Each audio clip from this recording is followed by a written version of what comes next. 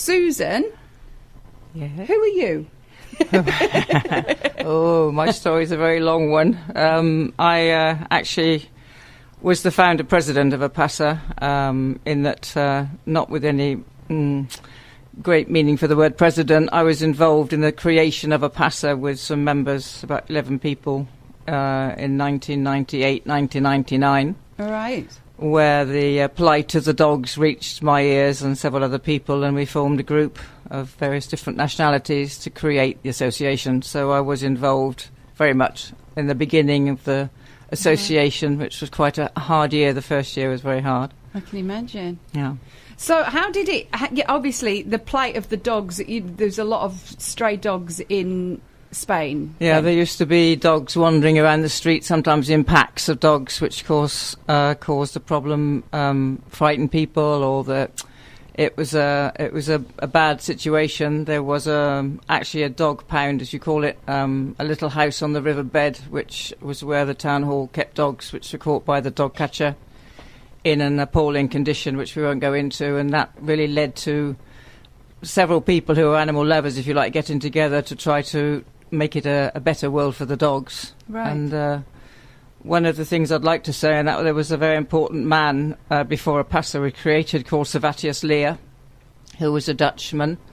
I think he's passed away now, I'm not quite sure, but I don't think he's here anymore. He lives to live in Javier, and he actually formed the first association of animals here, of Javier.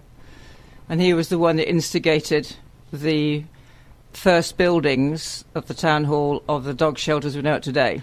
Right. And I always have a lot of respect for Servatius, because he really did an amazing amount of work on his own. He was a pioneer. Absolutely. And when APASA came along, of course, he was delighted and joined forces with us. But that was the initial beginning of APASA. And, of course, the site was there. The buildings, one was ready and the other one's in construction, etc. So the actual site, as we know it today, was the original site thanks to Servatius Leer.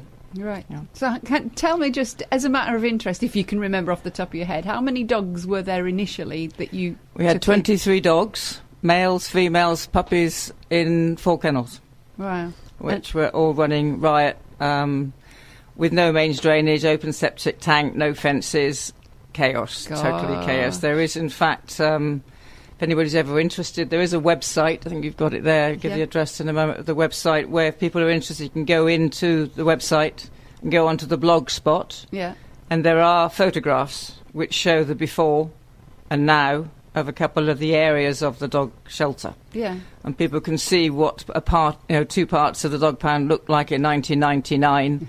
And now 2014, so quite amazing the amount. A long way absolutely since fantastic what APASA's achieved. Yeah. It's really interesting, because obviously I've known about APASA. I've been there and I've actually adopted dogs from there. Well so it's quite amazing to know some of the history of it and when it started. Yeah, so 15 years. Yeah, Mandy?